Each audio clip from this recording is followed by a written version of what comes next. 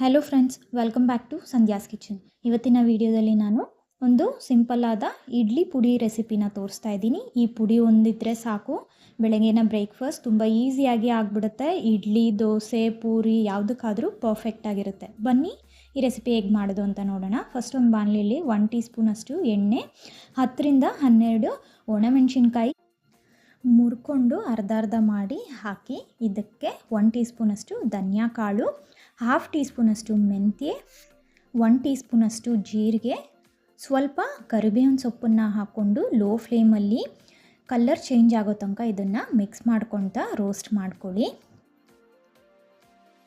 ನೋಡಿ, ಚೆನ್ನಾಗಿ ಇದು ರೋಸ್ಟ್ ಆಗಿದೆ. ಇವಾಗ ಇದನ್ನು ಒಂದು ಪ್ಲೇಟಲ್ಲಿ ತೆಗೆದಿಟ್ಕೊಳ್ಳಿ. ಇವಾಗ ಅದೇ ಬಾಣಲಿಯಲ್ಲಿ 2 ಟೇಬಲ್ ಸ್ಪೂನಷ್ಟು ಕಡಲೆಬೇಳೆ, 2 ಟೇಬಲ್ ಸ್ಪೂನ್ ಉದ್ದಿನಬೇಳೆ, 1 ಟೀ ಸ್ಪೂನಷ್ಟು ಆಯಿಲ್ ಹಾಕ್ಕೊಂಡು ಮಿಕ್ಸ್ ಮಾಡ್ಕೊತ ಲೋ ಫ್ಲೇಮಲ್ಲಿ ಗೋಲ್ಡನ್ ಕಲರ್ ಆಗೋವರೆಗೂ ಇದನ್ನು ಕೂಡ ನಾವು ಫ್ರೈ ಮಾಡ್ಕೊಬೇಕು. ನೋಡಿ, ಈ ರೀತಿ ಫ್ರೈ ಆದಮೇಲೆ ಇದನ್ನು ಕೂಡ ಅದೇ ಪ್ಲೇಟಲ್ಲಿ ಹಾಕ್ಕೊಂಡು ಕಂಪ್ಲೀಟಾಗಿ ಇದನ್ನು ತಣ್ಣಗಾಗಕ್ಕೆ ಬಿಡಿ.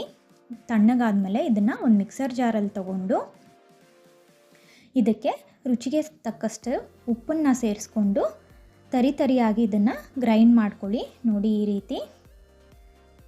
ಈ ರೀತಿ ಗ್ರೈಂಡ್ ಮಾಡಿಕೊಂಡ್ರೆ ಇಡ್ಲಿ ಪುಡಿ ರೆಡಿ ಆಗುತ್ತೆ. ಇವಾಗ ಒಂದು ಪ್ಲೇಟಲ್ಲಿ ಇಡ್ಲಿನ ತಗೊಂಡು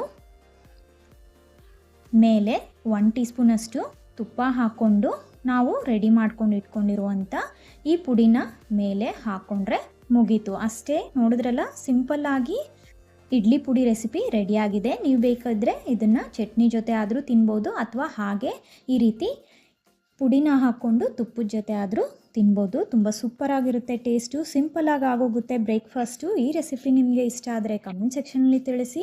ಹಾಗೆ ಈ ವಿಡಿಯೋನ ನಿಮ್ಮ ಫ್ರೆಂಡ್ಸ್ ಆ್ಯಂಡ್ ಫ್ಯಾಮಿಲಿ ಜೊತೆ ಶೇರ್ ಮಾಡಿ. ಇನ್ನಷ್ಟು ಈಸಿ ಆ್ಯಂಡ್ ಟೇಸ್ಟಿ ರೆಸಿಪೀಸ್ಗೆ ಸಂಧ್ಯಾಸ್ ಕಿಚನ್ ಚಾನಲ್ನ ಸಬ್ಸ್ಕ್ರೈಬ್ ಮಾಡಿ, ಪಕ್ಕದಲ್ಲಿರುವಂಥ ಬೆಲ್ ಐಕನ್ನ ಕ್ಲಿಕ್ ಮಾಡಿ. ನನ್ನ ಎಲ್ಲ ಲೇಟೆಸ್ಟ್ ನೋಟಿಫಿಕೇಷನ್ಸ್ ನಿಮಗೆ ಸಿಗುತ್ತೆ. Thank you for watching.